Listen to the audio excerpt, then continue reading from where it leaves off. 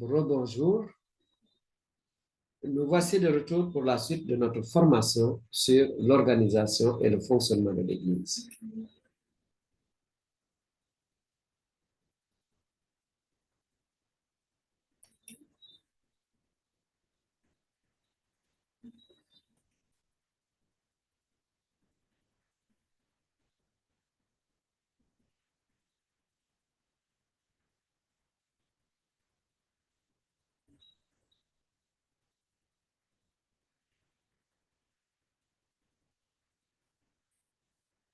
Nous sommes donc à la troisième partie de notre formation.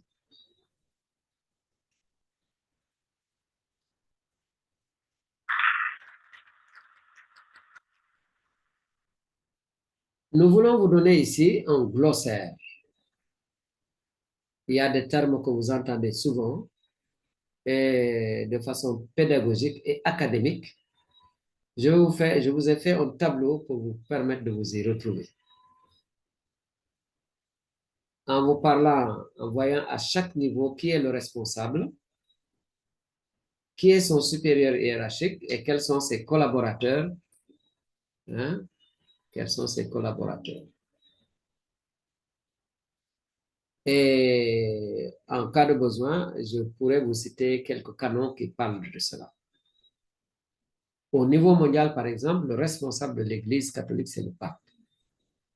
Son supérieur hiérarchique, c'est Dieu lui-même, avec une mission reçue de Jésus. Pensez donc à Matthieu 16, 18 et Matthieu 18, 18.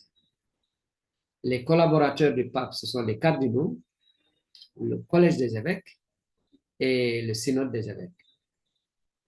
Nous pouvons vous citer ici les canons 331, 336, 342.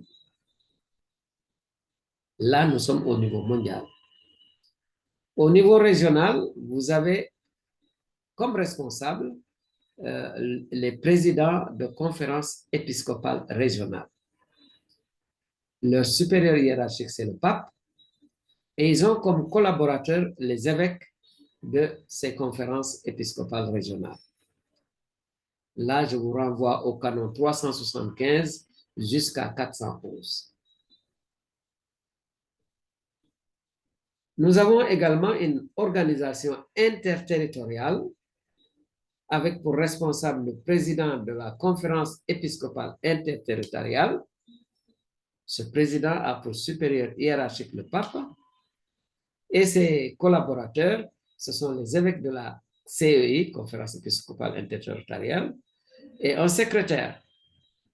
Vous avez ici, par exemple, au niveau du Sénégal et de quelques pays limitrophes, la conférence épiscopale Sénégal, Mauritanie, Cap-Vert et Guinée-Bissau. Hein?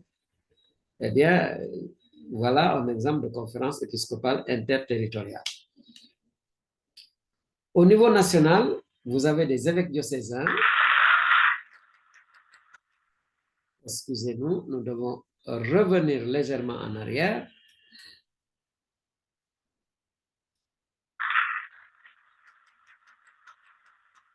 Au niveau national, donc, vous avez des évêques diocésains. Vous avez parfois aussi des évêques, j'allais dire personnels. Par exemple, un évêque chargé, par exemple, des gens de la main. Et généralement, de tels évêques, ils interviennent sur plusieurs pays, mais ils sont établis quelque part et ils interviennent sur plusieurs pays.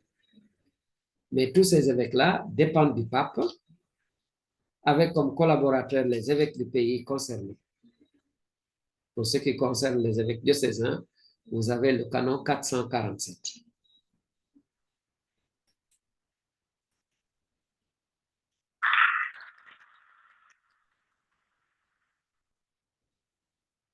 Nous avons parlé d'un pays. Eh bien, dans un pays, vous pouvez avoir des préfectures apostoliques, des archidiocèses et des diocèses.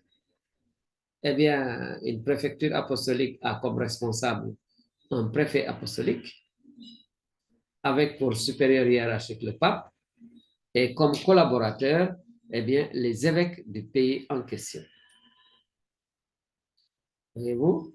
Et donc, par exemple, l'une des dernières préfectures apostoliques que nous avons eues ici au Sénégal, c'était la préfecture apostolique de Tambacounda, parmi d'autres. Voilà.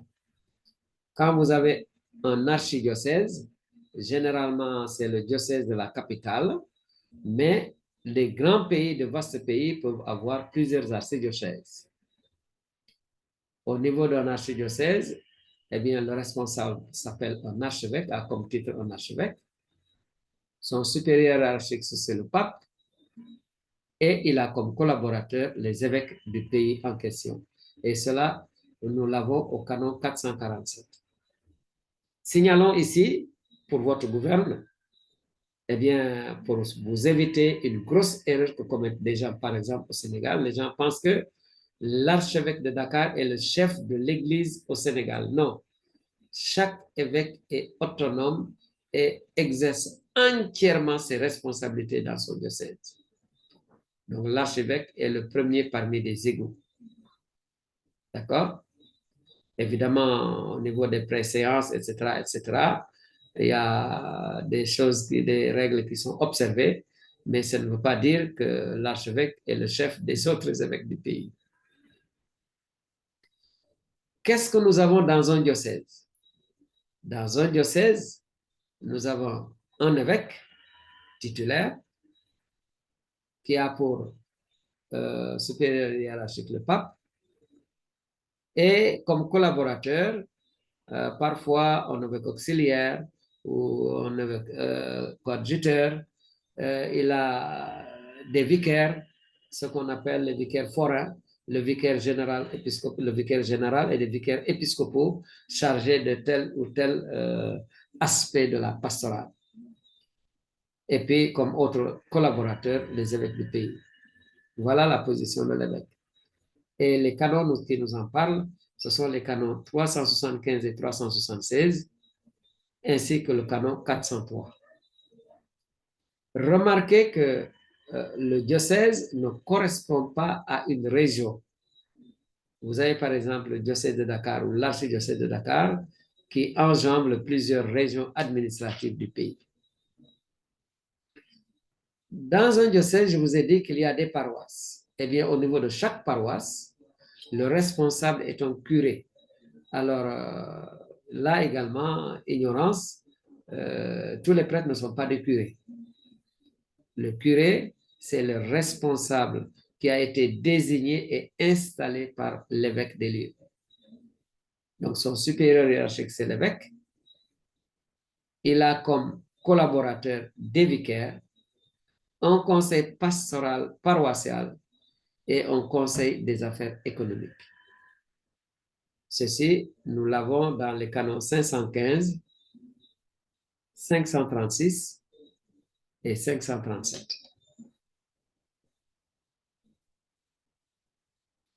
À côté des paroisses, nous pouvons avoir des quasi-paroisses. Alors attention, le responsable d'une quasi-paroisse n'est pas un curé, il est appelé administrateur. Son supérieur hiérarchique, c'est l'évêque des lieux, et il peut avoir ou ne pas avoir de vicaire. Quand l'évêque des lieux envisage de créer quelque chose, un site, un lieu de rassemblement, de prière et d'action sociale dans un endroit, encore une fois, la première phase, c'est une fondation. Eh bien, la fondation a également comme responsable un administrateur, ce n'est pas un curé. Alors, messieurs, vous qui êtes dans des fondations, cessez d'appeler le prêtre responsable monsieur le curé. Il n'est pas curé, il est administrateur. Encore qu'il a toutes les fonctions d'un curé, mais il faut appeler un chat un chat. L'évêque des lieux est son supérieur hiérarchique et dans une fondation, l'administrateur peut avoir ou ne pas avoir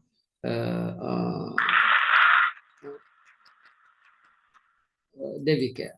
Nous revenons en arrière pour finir ceci. Alors, nous allons donc faire ceci, nous revenons légèrement en arrière.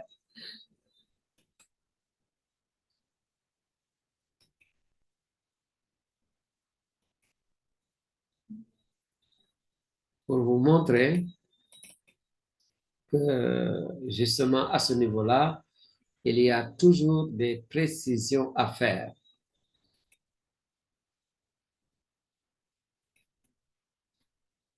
Alors,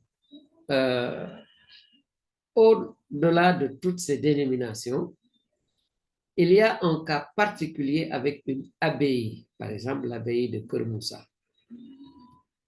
Le responsable s'appelle le père abbé. Il n'est pas évêque, même s'il porte une crosse et une bague épiscopale. Il a des responsabilités de père au niveau de son monastère et son supérieur hiérarchique peut être le père justement de la maison mère. Et ils ont des rapports hiérarchiques et des rapports cordiaux de collaboration et pas des rapports serviles. Ces collaborateurs, ce sont les évêques du pays. Et nous avons le canon 370 qui nous parle justement des abbayes et du père abbé. Sauf erreur de notre part, le père abbé assiste justement aux rencontres de la conférence épiscopale locale et il partage les informations et la spiritualité, les soucis pastoraux des évêques du pays. Voilà donc pour ce qui concerne ce que nous avons appelé un glossaire fonctionnel et ceci met fin à la troisième partie de cette formation et nous vous revenons tout à l'heure pour la dernière partie.